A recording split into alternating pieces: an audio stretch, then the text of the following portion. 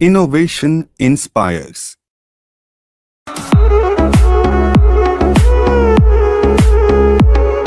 नागरिकता। भारत का संविधान पूरे भारतवर्ष के लिए एकल नागरिकता की व्यवस्था करता है। प्रत्येक व्यक्ति जो संविधान लागू होने के समय 26 जनवरी 1950 भारत के अधिकार क्षेत्र में निवास करता था और जिसका जन्म में हुआ है या उसके माता पिता से एक भारत में जन्म लिया हो या जो कम से कम 5 वर्षों तक साधारणतः भारत में रहा है, वह भारत का नागरिक हो गया। नागरिकता अधिनियम 1955 संविधान लागू होने के बाद भारतीय नागरिकता की प्राप्ति, निर्धारण और रद्द करने के संबंध में है। नागरिकता संशोधन विधेयक पर नहीं बनी सहमति। हाल ही में नागरिकता संशोधन विधेयक पर संयुक्त संसदीय बैठक जॉइंट पार्लियामेंट्री कमेटी का आयोजन किया। उल्लेखनीय है कि इस बैठक के दौरान नागरिकता सिटीजनशिप संशोधन संबंधी विधेयक पर कोई सहमति नहीं बन सकी। नागरिकता संशोधन विधेयक पर संयुक्त संसदीय समिति बैठक में ये कहते हुए सहमति देने से इनकार कर दिया गया कि भारत एक धर्मनिरपेक्ष देश है, इसलिए में धर्म के आधार पर नागरिकता नहीं प्रदान की जानी चाहिए।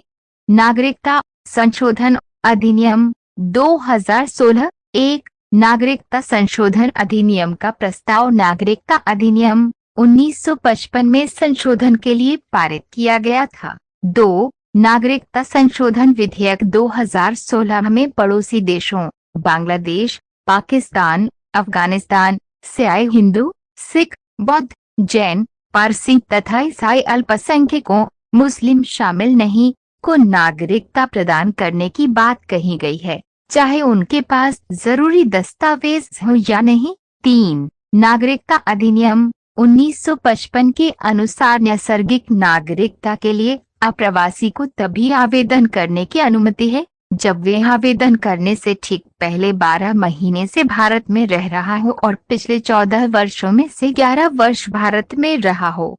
नागरिकता संशोधन अधिनियम 2016 में इस संबंध में अधिनियम की अनुसूची 3 में संशोधन का प्रस्ताव किया गया है ताकि वे 11 वर्ष की बजाय 6 वर्ष पूरे होने पर नागरिकता के पात्र हो सकें।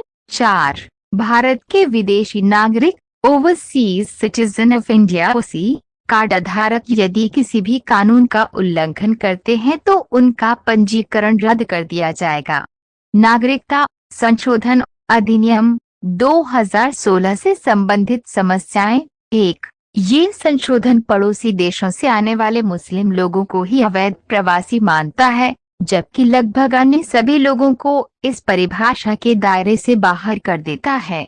इस प्रकार ये भारतीय संविधान के अनुच्छेद 14 का उल्लंघन है। 2. ये विधेयक किसी भी कानून का उल्लंघन करने पर उसी पंजीकरण को रद्द करने की अनुमति देता है। यह एक ऐसा व्यापक आधार है जिसमें मामूली अपराधों सहित कई प्रकार के उल्लंघन शामिल हो सकते हैं, जैसे नो पार्किंग क्षेत्र में पार्किंग। नागरिकता की अवधारणा। हम किस आधार पर अपने को नागरिक कहते हैं अथवा किस आधार पर किसी राज्य की सदस्यता मानी जानी चाहिए? क्या इसे कतिपय विशिष्ट सिद्धांतों पर आधारित होना चाहिए और यदि हाँ, तो वे सिद्धांत क्या हैं? ये सारे प्रश्न नागरिकता के स्वरूप और राज्य को संगठित करने वालों के आपसी संबंधों की प्रकृति के बारे में जांच पड़ताल का तकाजा रखते हैं।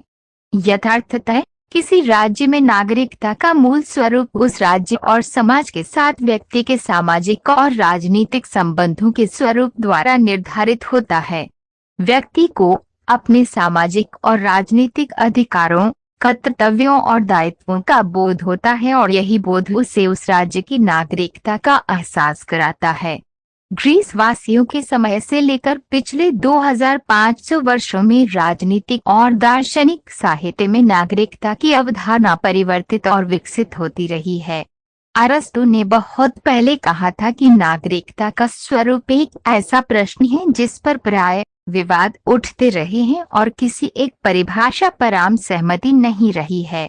ब्लैकवेल विश्वकोश ने इसे राज्य की पूर्ण और उत्तरदायी सदस्यता की संज्ञा दी है।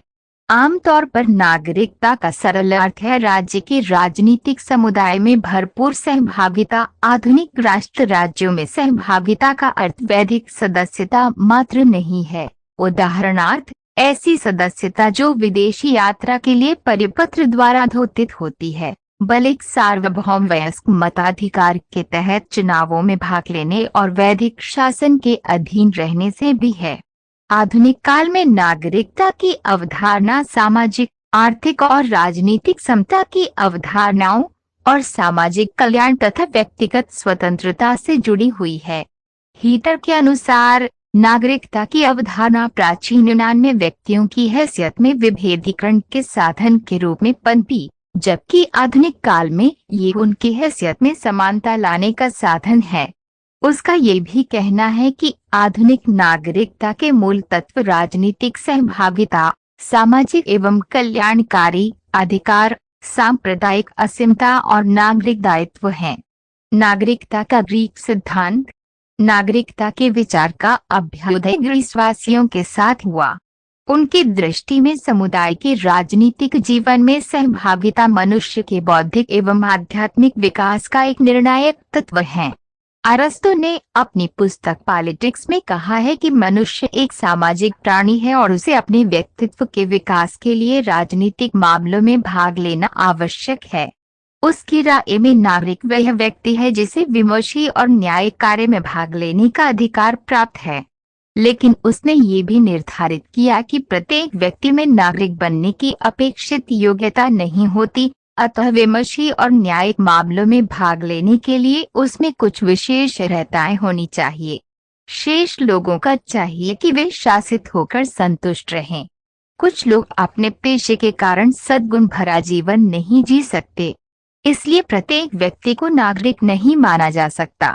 ग्रीक प्रणाली में एक नागरिक को कुछ विशेष कृत्यों का निष्पादन करना पड़ता था, जिनमें एक था कार्यकारी प्राधिकार के उपयोग में सहभागिता। नागरिकों की संख्या सीमित थी और महिलाएं, विदेशी, ग्रामीण क्षेत्रों के कृषक इत्यादि इससे बाहर थे।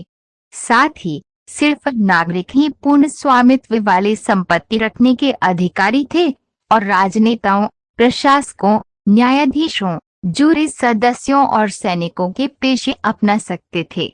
पुनर्जागरण काल में नागरिकता।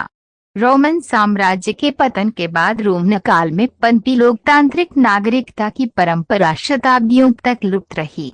अंततः पुनर्जागरण में यानी 13वीं और 14वीं सदी में यूरोप में मैकियावली और बोधा जैसे विचारकों ने लोकतांत्रिक राज्य और नागरिकता के विचार को पुनर्जीवित किया। मैकियावली का मानना था कि सरकार का सर्वोत्तम रूप गणतंत्र है, जिसमें राज्य सीधे तौर पर जनता द्वारा निर्देशित होता है। निश्चय ही उसने इसके लिए जनता में सद्गुण का एक न्यूनतम स्तर निर्धारित किया। उसके अनुसार ये सद्गुण निम्नलिखित है। 1. राज्य के आंतरिक और बाह्य व्यवस्था से बचाने के लिए आवश्यक पुरुषोचित एवं सामरिक गुण। 2. देशभक्त, सार्वजनिक ईमानदारी और स्वच्छता के गुण। उसने ये भी कहा कि नागरिकों को चाहिए कि वे राज्य को निरंकुश शासक की अधीनता से बचा कर रखें। फ्रेंच दार्शनिक बोडो ने नागरिकता के लिए किसी प्रकार की अर्हता के विचार को ठुकरा दिया। उसके अनुसार प्रजा और संप्रभु के बीच पारस्परिक दायित्व बोध ही व्यक्ति को नागरिक बनाता है, क्योंकि इसी के कारण व्यक्ति की आस्था और आज्ञाकारिता के बदले में संप्रभु उसे परामर्श, सहायता, प्रोत्साहन और संरक्षण प्रदान करता है। इस तरह बोधो ने उन्हें नागरिकता के संबंध में एक नई अवधारणा प्रस्तुत की, जिसमें सभी नागरिक संपत्ति, शिक्षा, जाति, लिंग इत्यादि आधार पर बगैर किसी भेदभाव के एकल वैधिक प्रणाली के अधीन जीवन यापन करते हों। भारतीय नागरिकता से जुड़े तथ्य। 1. जन्म से प्रत्येक व्यक्ति जिसका जन्म संविधान लागू होने यानी कि 26 जनवरी 1950 को या उसके पश्चात भारत में हुआ हो, वह जन्म से भारत का नागरिक होगा। अपवाद राजनयिकों के बच्चे, विदेशियों के बच्चे। 2. वंश परंपरा द्वारा नागरिकता। भारत के बाहर अन्य देश में 26 जनवरी 1950 के बाद जन्म लेने वाला व्यक्ति भारत का नागरिक माना जाएगा। यदि उसके जन्म के समय उसके माता पिता में से कोई भारत का नागरिक हो। नोट: माता की नागरिकता के आधार पर विदेश में जन्म लेने वाले व्यक्ति को नागरिकता प्रदान करने का प्रावधान नागरिकता संशोधन अधिनियम 1992 द्वारा किया गया है। 3. देशीयकरण द्वारा नागरिकता: भारत सरकार से देशीयकरण का प्रमाण पत्र प्राप्त कर भारत की नागरिकता प्राप्त की जा सकती है। 4. पंजीकरण द्वारा नागरिकता: निम्नलिखित वर्गों में आने वाले लोग पंजीकरण के द्वारा भारत की नागरिकता प्राप्त कर सकते हैं।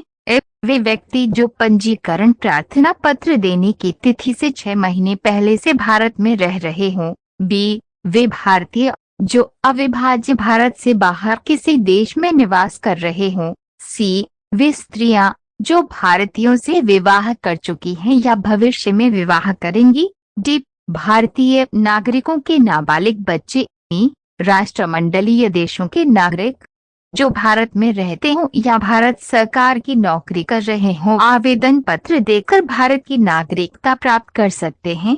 5. भूमि विस्तार द्वारा यदि किसी नए भूभाग को भारत में शामिल किया जाता है तो उस क्षेत्र में निवास करने वाले व्यक्तियों को स्वतः भारत की नागरिकता प्राप्त हो जाती है। भारतीय नागरिकता संशोधन अधिनियम 1986। इस अधिनियम पर भारतीय नागरिकता संशोधन अधिनियम 1955 में निम्न संशोधन किए गए हैं। ए. अब भारत में जन्मे केवल उस व्यक्ति को ही नागरिकता प्रदान की जाएगी जिसके माता पिता में से एक भारत का नागरिक हो। बी. जो व्यक्ति पंजीकरण के माध्यम से भारतीय नागरिकता प्राप्त करना चाहते हैं उन्हें अब भारत में कम से कम 5 सालों तक निवास करना होगा। पहले यह अवधि 6 महीने थी। सी. देशीयकरण द्वारा नागरिकता तभी प्रदान की जाएगी जबकि संबंधित व्यक्ति कम से कम 10 सालों तक भारत में रह चुका हो। पहले यह अवधि 5 वर्ष थी। नागरिकता संशोधन अधिनियम 1986 जम्मू कश्मीर व असम सहित भारत के सभी राज्यों पर लागू होगा। भारतीय नागरिकता का अंत।